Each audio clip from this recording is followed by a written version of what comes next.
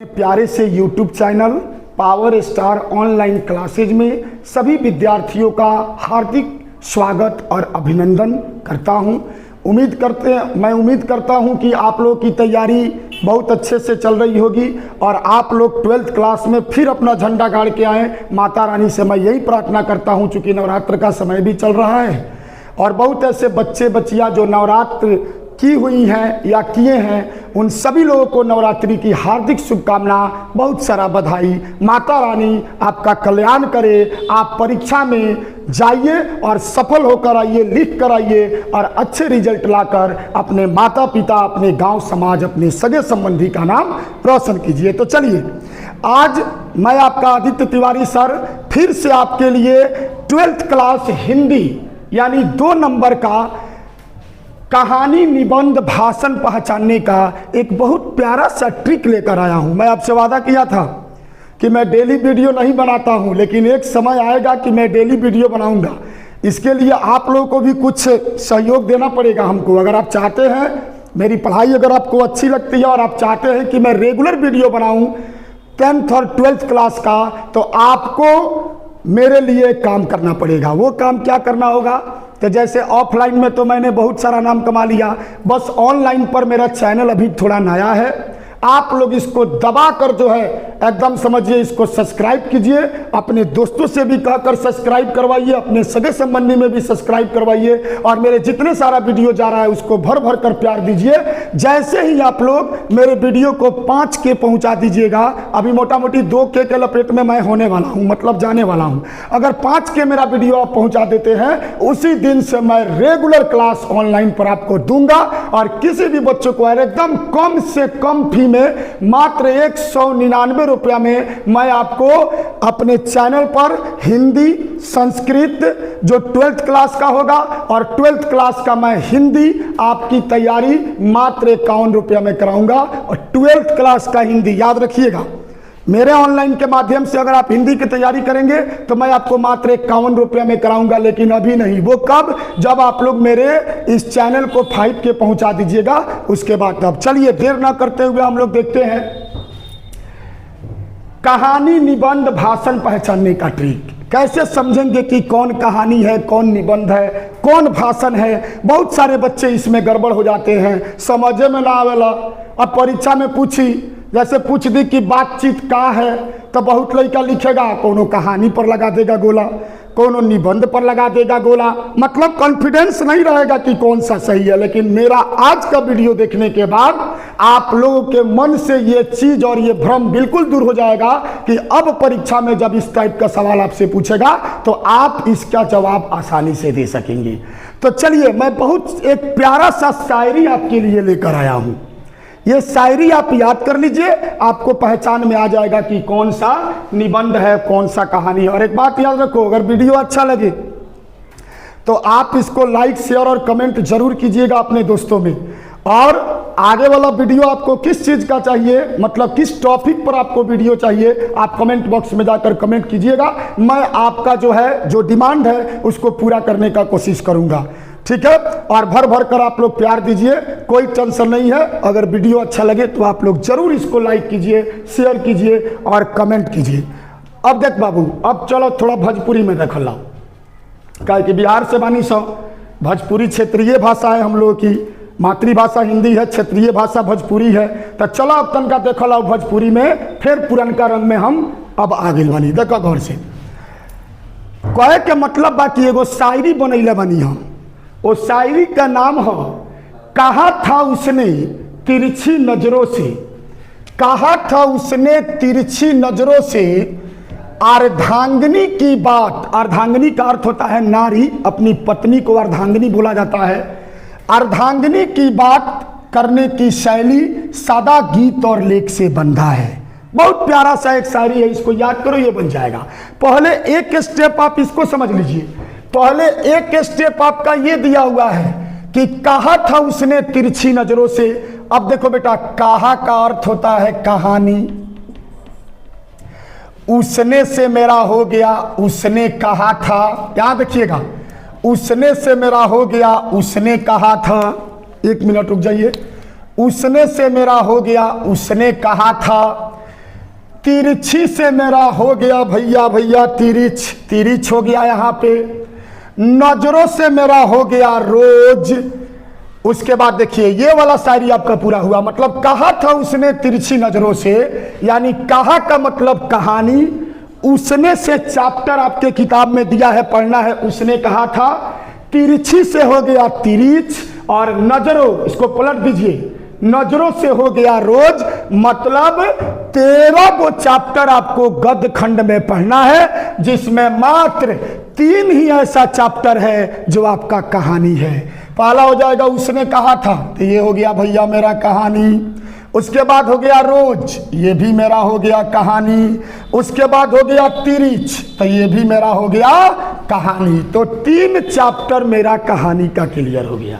जरा एक बार फिर से देखिए, कहा था उसने, कहा का अर्थ होता है कहानी, उसने से होता है बेटा उसने दिया है। तो उसने से चैप्टर का नाम आपके किताब में दिया है, आपको पढ़ना है। उसने कहा था, तो कहा का मतलब कहानी, और उसने से उसने कहा था मतलब उसने कहा था मेरा क्या हो गया भैया, कहानी हो गया। अब देखो तिरछ लिखल बा, तिरछ से तिरछी लिखल बा, तिरछी से हो जाई तिरछ, तो तिरछ। आ कहा चूंकि यही लाइन में कहा लिखल बा, तो तिरछ से हो जाएगा तिरछी, तिरछी से तिरछ, यानी मेरा ये क्या हो गया, कहानी हो गया। उसके बाद नजरों देवल बहिया, तो नजरों से हो गई रोज, तो रोज हमर हो गई कहानी। तो यानी 3 गो चैप्टर 13 गो लेसन में कहानी का है। ये बात समझ में आ गया होगा आपको। आगे देखिए, दूसरा नंबर शायरी बोला है कि अर्धांगिनी की बात करने की शैली, अर्धांगिनी की बात करने की शैली सादा गीत और लेख से बंधा है। तो एक बात समझो बेटा, यहां बंधा का अर्थ होता है निबंध। बंधा मतलब निबंध, खाए वाला सब्जी ना हो बंधा को भी। बंधा का अर्थ होता है निबंध, और कहा का अर्थ होता है कहानी। तो यहां पे देखिए, अब अर्धांगिनी यहां पे लिखा हुआ है, अर्धांगिनी लिखा हुआ है। तो अर्धांगिनी से आप चैप्टर खोजेंगे, तो अर्धांगिनी से भैया आपको मिल जाएगा अर्धनारीश्वर। चूंकि इसी लाइन में बंधा शब्द आ रहा है, तो बंधा का अर्थ होता है निबंध। तो अर्धांगिनी यानी अर्धनारीश्वर मेरा हो गया निबंध। अर्धनारीश्वर मेरा क्या हो जाएगा, तो अर्धनारीश्वर भी मेरा निबंध हो गया। उसके बाद देखिए, बात से हो गया बातचीत, तब बातचीत भी भैया मेरा निबंध हो गई। आगे देखिए, सादा से हमनी के एगो चैप्टर हो गई, ओ सादा नीरा, इहो हमनी के हो गई निबंध। ओकरा बाद गीत लिखल बा, गीत, तब गीत से हमनी के चैप्टर हो गई प्रगीत और समाज, तो ये भी हो गया भैया हमार निबंध। उसके बाद लेख से हमनी के चैप्टर मिल जाई, एक लेख और एक पत्र, तो ये भी हमनी के हो गया निबंध। देखिए, यानी 1 2 3 4 गो निबंध का चैप्टर हो गया, 3 गो कहानी का चैप्टर हो गया। यानी 7 लेसन आपका कंप्लीट हुआ 13 गो लेसन में। अब देखिए कौन कौन बचा है। संपूर्ण क्रांति बचा है, सिपाही की माँ बचा है, जुट्ठन बचा है, शिक्षा बचा है। तो इसको और हंसते हुए मेरा अकेलापन। तो भैया 13 गो लेसन में मैंने कम से कम आपका 5 और 3 8, 1 2 3 4, 1 2 3 4 5 गो निबंध का लेसन हो गया, और 3 गो कहानी का लेसन हो गया। मतलब 13 चैप्टर में आपका 5 हो जाएगा भैया निबंध का चैप्टर, निबंध का चैप्टर हो जाएगा, और 5 और 3 हो जाएगा आपका कहानी का चैप्टर। 3 हो जाएगा आपका कहानी का चैप्टर। 5 3 8 गो निकल गया, 13 गो में से बच गया 5 गो। अब क्या करेंगे देखिए। तो भैया 13 गो में मैंने आपके लिए 8 गो तो बहुत आसानी से बना दिया। अब 5 के लिए थोड़ा आपको मेहनत करना होगा। अब सब, अगर दुनिया में हर चीज़ एक जैसा होता तो फिर आदमी को ट्यूशन कोचिंग पढ़ने की आवश्यकता नहीं होती। ठीक है, आप किसी के देख कर उसका नकल कर सकते हैं, लेकिन उसके जैसा नहीं बन सकते हैं। अब मैं इस बात को क्या कहूँ, मैं भी कभी कभी सोचता हूँ और कहीं कहीं से सुनता हूँ तो मुझे शर्म आती है। और मुझसे भी ज़्यादा उन लोगों को शर्म आनी चाहिए जो खुद मेरा ही प्रोडक्ट हैं, हमरे से निकले हैं और हमरे में गलती लगाते हैं। बताइए, अब बाप को बेटा से सीखना पड़ेगा।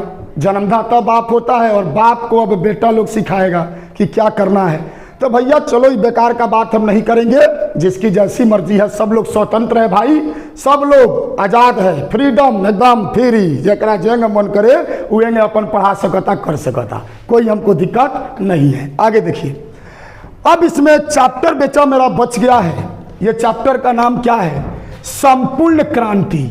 तो देखिए, क्रांति की ज्वाला जब उठती है ना देश में, जब किसी चीज का क्रांति उठता है तो देखिएगा बड़का बड़का नेता लोग आता है उसका भाषण सुनने के लिए, दौड़े दौड़े उनके मंच के पास जाते हैं कि चल तनी आज कहीं नेताजी कोनो चीज के घोषणा कर दियन, हमनी के डिमांड पूरा कर दियन। तो वहाँ नेता लोग स्टेज पर चढ़ के जो बोलता है ना भैया, उसको भाषण बोलते हैं। तो यहाँ पे संपूर्ण क्रांति जो मेरा हो गया, ये संभाषण हो गया, यानी ये भाषण हो गया। उसके बाद सिपाही की माँ। देखिए, बचपन में हम लोग लड़काई में नाटक खेले हैं, पर्दा बाई पर्दा गिरता रहता है, उसमें कई गो पात्र होता है, एकांकी भी या नाटक। इसमें अंतर हम बाद में आपको बताएंगे कि एकांकी और नाटक में क्या अंतर है। फिलहाल आप इतना ही समझिए कि समझ जाइए एक नाटक के जैसा ये होता है, पात्र बाई पात्र होता है। तो सिपाही की माँ एकांकी है मेरा, इसको आपको याद कर लेना होगा, एकांकी हो गया। जुट्ठन ओम प्रकाश वाल्मीकि की पारिवारिक जीवन की व्यथा को प्रस्तुत किया गया है और लेखक ओम प्रकाश वाल्मीकि अपने ही घर परिवार की व्यथा को उजागर किए हैं, अपने घर परिवार की आर्थिक स्थिति के बारे में उजागर किए हैं, अपनी जीवनी को बताया है, अपने घर परिवार के बारे में बताया है। तो ये इनकी हो गई आत्मकथा, यानी जुट्ठन हो गया। चूंकि अपने बारे में बता रहे हैं भैया, तो इसको क्या बोलेंगे?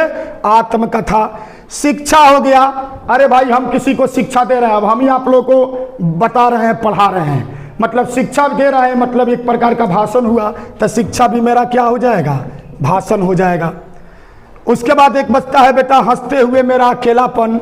देखिएगा, इंसान जब अलग रहता है ना तो उसको बचपन की कुछ बातें याद पड़ जाती है, जिसको सोचकर वह मुस्कुरा लेता है।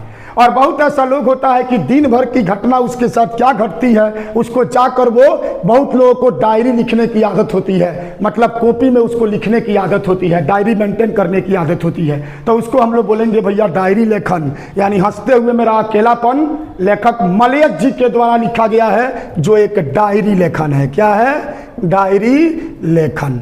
तो चलिए, ये मेरा 13 गो चैप्टर हम आप लोगों को बता दिए, जिसमें 5 निबंध का चैप्टर है, 3 कहानी है, 8 को तो मैंने आपको ट्रिक के माध्यम से बचा दिया। बाकी आप लोग का जो 5 लेसन बचा है उसको आपको याद करना होगा। इसका ट्रिक अभी तक नहीं बना, जब बनेगा तो मैं इसको आप लोगों के सामने जरूर लेकर आऊँगा। इसलिए उम्मीद करते हैं कि आज का वीडियो सभी लोगों को बहुत अच्छा होगा। अगर अच्छा होगा वीडियो तो लाइक शेयर कमेंट जरूर कीजिएगा। तब तक के लिए जय हिंद, जय भारत। चलिए।